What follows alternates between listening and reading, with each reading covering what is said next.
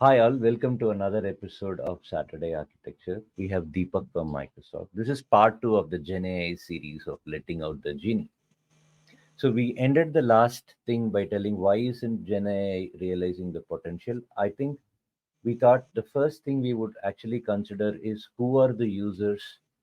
Obviously, any technology, somebody has to use it, build it, kind of a thing is what we need to get to. So, to begin with, Deepak, when you look at Gen AI typically, how do you see the different personas interacting with a Gen AI solution?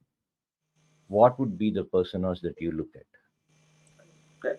So if you look at it like any technology, that they are users of this technology. So let's take the example of any Office, Microsoft Office product like Word or Excel or anything. There's a user, and then there are the power users who really know how to use the product and get the maximum value out of it. Right? People who know how to do how to who are beyond just making tables and bullet points, right? Who know how the indexing works, how to cross reference, how to make table of contents, all those bells and whistles which actually Word comes with. So that's those are the power users. And then there are people who are actually building products based on that technology. Like people who know the insides of that technology and they are able to get a specific business outcome for it. And those are the, if you see from the Gen AI perspective, let's say in the co-pilot world, that's people who would a normal user of Copilot would be some, because Copilot is built into, let's say, Office 365, and Copilot throws a suggestion, either you agree or disagree. That's a normal user scenario, right? Where the user is not doing really anything proactive to get the benefit out of AI. AI is It sort is of like the become, email completion that comes. You're talking about yes, something like that, or yes, the yes, summary of a Teams meeting that happens after you finish a meeting. Okay. yes, yes. So that's a normal user scenario where you are just following the prompts which the program is throwing at you, and you happen to use it. It's not, you are not being proactive about it. So a power user is the person who is actually proactive about, who understands how to write a prompt, who knows what exactly is to be done to get a specific outcome. So they understand the technology. So they may not be technical people in that sense. Right? So they are business people. They are looking at a business process. They are looking at a specific outcome for their task or their activity. Right? So that's the those are the power users. In fact, they are the people who are getting the maximum value out of the product. Right? So they are really getting getting the real outcome, real output for what they are paying for. And then there are those builders, people who are going to use Copilot or Gen AI products to build a specific scenario which can result in a business outcome, right? Which may or may not be directly exposed to end users. They may come up with something which is embedded into a different program. So those are the people who are, obviously those are not going to be large numbers in an organization, but they'll be the people who are using the product to build something new, right? Where which the product originally did not come with. For example, Copilot for an N365 has a specific set of things which it does. But if you want to build a custom Copilot, there are certain things you can do with your own data or something like that. Or you can, for that matter, even use OpenAI with running on Azure or other platforms, and then build something out of it. Then on top of that, then again you can have power users and normal users for that use case which the builders have built. Okay. So having these things, right? I think we can somehow differentiate between a user and a power user, couple of use cases, and a power user and a builder.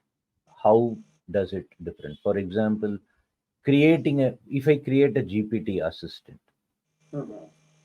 am I a power user or am I a builder?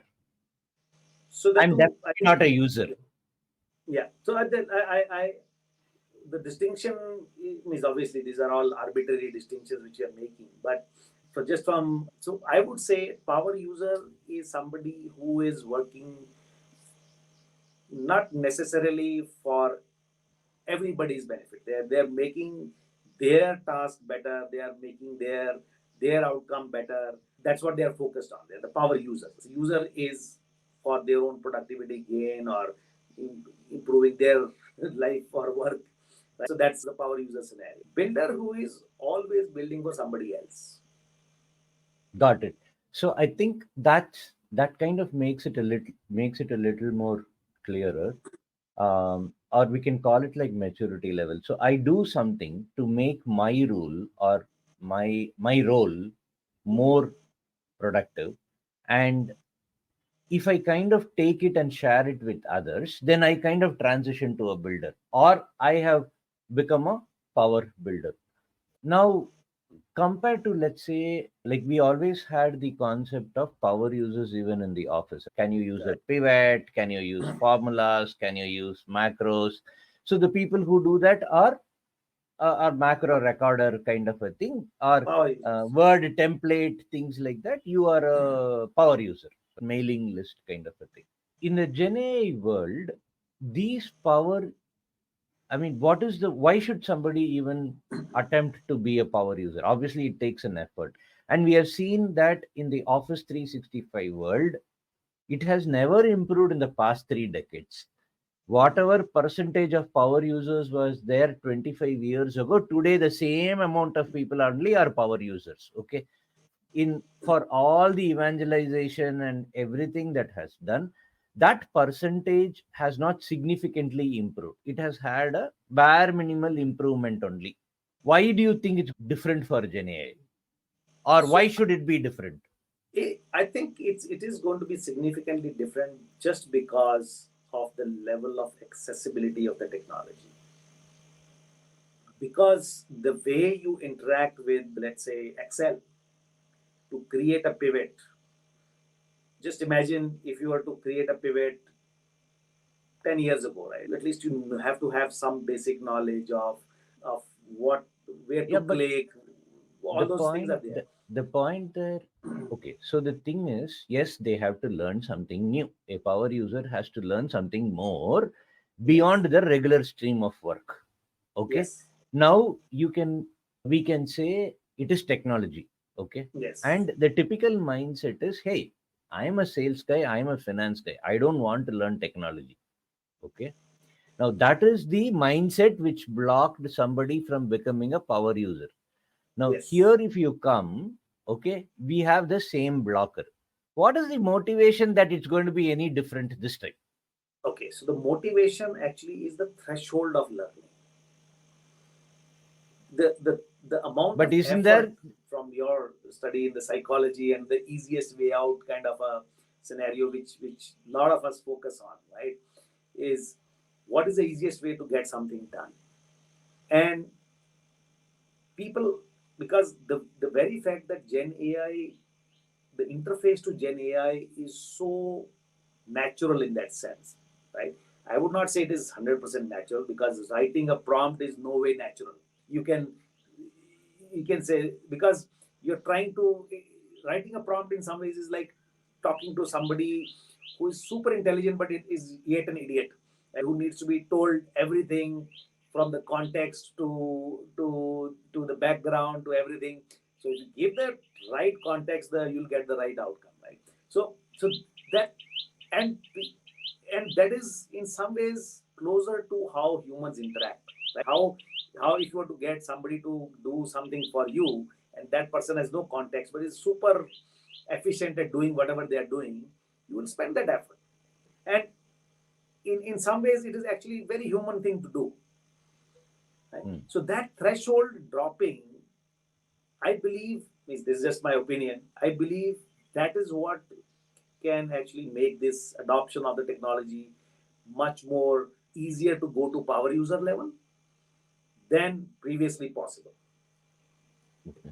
And in Gen AI world, I get a feeling that you can only be a builder if you are a fairly good power user. But Agree. otherwise, it is extremely hard to become a builder if you're not a power user, unlike other technologies. Yes. Like, what do you think? No, I think there's a very important point which you brought up. The line is very, very thin, because to clear, developer or the builder had to imagine stuff, how the user would behave. Here, unless the developer or the builder actually understands how to communicate with this technology, they are in the same place which they were with writing Java programs or simple C# programs, right? So they have not evolved after that. So in a way, the business user or the normal user and the builder needs to be in the same understanding level to make it work.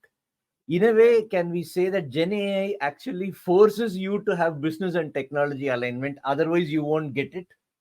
Absolutely. I think that is that context, because again, if you are writing a prompt for solving a business problem, there is no way you will be able to write that prompt if you don't understand that business. Uh, yeah. Right?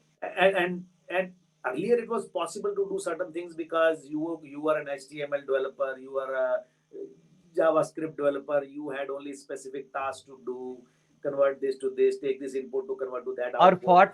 for Yeah, whatever reason, a low fidelity requirement could be developed into a solution. You had a BA exactly. document or something like that. Yes. Now you can't have a low fidelity requirement either, and it lies with the prompt and the other things. Either you from get go you can actually test it out quickly whether Yeah. that will work or not. So the interesting. Okay, so it's like a power user has to work very closely in tandem with the builder, and they really have to do I the think both the I yeah. think you first statement which you made, builder really has to be a power user. There is Ah, no way outside it. So you cannot be just a builder based on because I learned how to connect to GPTs and get input output, and you will get a ah, means for technical things like if you're just producing a technical outcome, like you are taking numbers in and numbers out using the chat GPT flow or something like that, that might be a exception to what we are just saying. But in a normal business scenario, you have to be a power user, have to understand the business to be able to build that prompt and get that outcome. hmm, got it. Okay, cool. I think that's good enough. I think to summarize, I think they have when we talk Gen AI, we have to decide as an individual where am I operating. Okay, and if I really have to get good benefit out of that, I have to be a power user. And I think once we become a power user, I get returns in quantums like 3x, 4x kind of a thing compared to when I do office or something macro I learn, I get a 30-40% improvement. Right, Whereas here I will get a 3x, 4x, which is 300-400%. right. Once as a team, the power user capability goes higher, then the builder capability can happen. Otherwise, just building the builder capability alone, where I know how to call a API, connect things together, you really can't get. You're not setting yourself up for a success at a later date. It's not like, oh, Gen AI capability, let the builder team build their capability, then we'll think about it. That's not going to work. You can't No, really reap the benefit or harvest the benefit of that investment. yeah, yeah. But Okay. this is the stage of the current technology. I would say this stage, as we have discussed in the past, that if AI just becomes infrastructure, which Heading towards. it is getting towards, then probably we need to rethink whether this model still holds or not. See, For the I moment, think I think it's, this is good enough explanation yeah, for. and I think the role of the builder will become less and less. It's just power user, what he We don't does know. becomes I the mean, actual thing. just to be honest, we don't really don't know how it is going to evolve. We don't know whether builders will have more work to do or less work to do. Right. So at this point of time, there's a lot of things which have become easier. They have become easier, but how it goes and evolves. Yeah. Okay. Thanks, Deepak. We'll collect in the next fortnight. Thank you.